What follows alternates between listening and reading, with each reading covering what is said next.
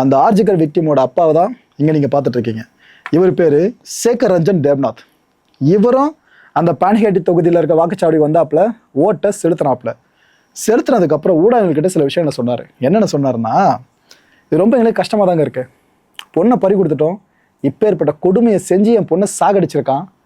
ஆனாலும் நாங்கள் அரசியலுக்கு வந்து அந்த மன தைரியத்தோடு நின்று களமாட வேண்டியதாக இருக்குல்ல, இது எங்களுக்கு கஷ்டமாக தான் இருக்கு, நான் இல்லைன்னு சொல்லலை. ஆனால் ஜஸ்டிஸை இப்படியும் பெற முடியும்னு ஒரு மெத்தட் இருக்குது பார்த்தீங்களா. அரசியலுக்குள்ளே வந்து அதிகாரம் பெற்றாதான் நீதியை கிடைக்கும்ன்றது. இதை சொல்கிறதுக்கு எனக்கு ரொம்ப ரொம்ப கஷ்டமாக இருக்குங்க. ஆனால் நாங்கள் ஜெயிப்போம் பாருங்கள், எங்களோட பொண்ணு சாவுக்கான நீதியை நாங்கள் பெறுவோம், எல்லாரும் வெயிட் பண்ணி பாருங்கள். ஏன்னா மக்கள் இன்னும் எங்கள் கூட தான் நிற்கிறதா அவர் ரொம்ப திட்டவட்டமாக சொல்லியிருந்தார். இந்த வாக்குப்பதிவு முடிஞ்சு யாருக்கு ஓட்டு போட்டோன்றது யாரும் சொல்லக்கூடாதுல்ல. ஆக்சுவலாக இதை பப்ளிக்காக இப்போ வெஸ்ட் பெங்காலில் பல பேர் சொல்கிறாங்க.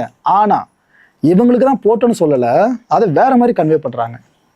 Dedicated this to RG Kar. அது அந்த ஆர்ஜிகர் விவகாரம் இருக்குல்ல, இதில் மக்கள் நிற்கிறது யார் பக்கமோ அவங்க பக்கம்தான் இதுன்ற மாதிரி ஓட்டு போட்டவங்க விரல் அந்த மை வைக்கப்பட்டிருக்குல்ல, அந்த ஃபோட்டோ எடுத்து சோஷியல் மீடியா முழுக்க போட்டுட்டு இருக்காங்க. இதெல்லாம் பார்க்குறப்ப பிஜேபிக்கு நல்ல கண்ணு பளிச்சுன்னு தெரியுமா தெரியாதா? அவங்களுக்கு ஓரளவுக்கு நம்பிக்கை வர ஆரம்பிச்சிருச்சுங்க. ரைட்டு, ஒரு பெரிய மாற்றத்தை நோக்கி வெஸ்ட் பெங்கால் நம்ம அழைச்சிட்டு போயிட்டு இருக்கோன்னு அவங்களுக்கு பேர நம்பிக்கை வந்துருச்சு. இந்த ஆர்ஜிகரை பற்றி ஒன்று சொல்லிட்டு இருந்தேன்னா, அடுத்த முக்கியமான விஷயத்தை பற்றி சொல்கிறேன். இது மகாராஷ்டிரா.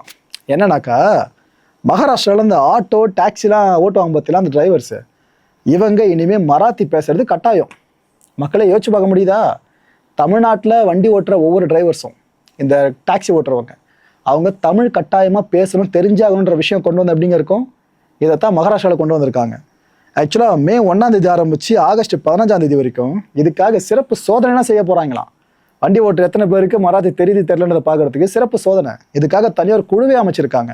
இதில் இன்னொரு ஹைலைட் என்னென்னா, மராத்தி தெரியாத டிரைவர்ஸ் இருப்பாங்களே, இவங்களுக்கு ஆர்டிஓ அலுவலகத்தில் வச்சு பயிற்சி கொடுக்க போகிறாங்களாம். இந்த பயிற்சி முடிச்சதுக்கப்புறம் சர்டிஃபிகேட் ஒன்று இஷ்யூ பண்ணுவாங்க. இந்த சர்டிஃபிகேட் உங்கள் கையில் இருந்தால் மட்டும்தான் லைசன்ஸை நீங்கள் ரெனியூ பண்ணவே முடியும். எங்கே கொண்டு வந்து வச்சுருக்காங்க பார்த்தீங்களா? மொழிப்பற்று சார்ந்து நிறைய பேருக்கு நம்ம கிளாஸ் எடுத்திருக்கோம். ஆனால் மகாராஷ்டிரா இது இன்னும் வேறு மாதிரி டீப்பாக கொண்டு போக ஆரம்பிச்சிட்டாங்களே. இதை சில பேர் அடக்குமுறைன்னு சொல்ல ஆரம்பிச்சிட்டாங்க. ஆனால் மகாராஷ்டிராவில் இருக்கவங்க சொல்கிறது, ஒரு மொழியாக வந்து ஏறி மிதிக்கும், நாங்கள் வேடிக்கை பார்க்கணுமா, எங்கள் மொழி அழியிடுத, மற்ற விஷயம் அழிஞ்சால் போயிட்டு போகுது. பொருட்களாக இருந்தால் மொழியில் அழிஞ்சிச்சுன்னா எங்கள் அடையாளமே அழிஞ்சிரும். இந்த அளவுக்கு சீரியஸாக பார்க்குறாங்க.